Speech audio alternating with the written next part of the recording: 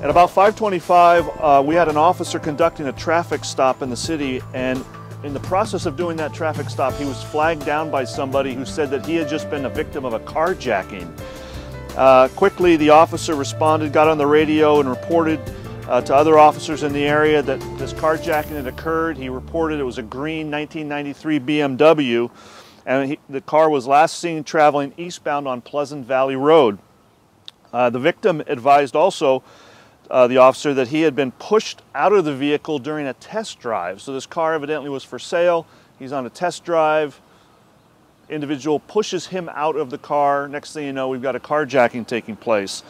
We had a detective in the area, Detective Ed Baldwin, and he was southbound on Rice Avenue, heard this broadcast, immediately started searching the area for the car, and sure enough, within a short period of time, he located it traveling northbound on Rice at a very high rate of speed. He was driving rather erratically.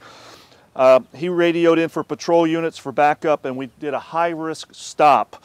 The driver was identified as Mario Tovar Barrera, a 33-year-old Oxnard man, currently on probation for stealing a car. The passenger in the vehicle, there was a woman, young woman, 18 years of age, of Oxnard. She was identified along with the suspect in this case during an infield lineup. So the victim was able to identify these two as the ones that had committed this crime. So in the process of searching the car, which would be a normal course of events, numerous car stereos were located in the trunk. We have reason to believe that these car stereos are probably stolen. We're in the process now of determining that. And we also found burglary tools inside this vehicle. The owner of the vehicle, of course, at this point was now interviewed. He has become not only the victim of this carjacking, but now he is a suspect because it's his vehicle that has the auto stereos and the burglary tools inside. So we interviewed him, and ultimately he was also arrested.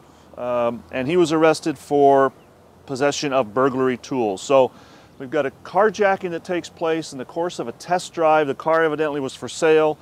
So we've arrested the individual who did the carjacking. In further part of the investigation, we talked to the victim in this case, determined that he probably had some involvement in some auto burglaries, so we were able to arrest him for that. So this case will definitely continue to be investigated. We'll see what happens. I'm David Keith. This has been Straight to You.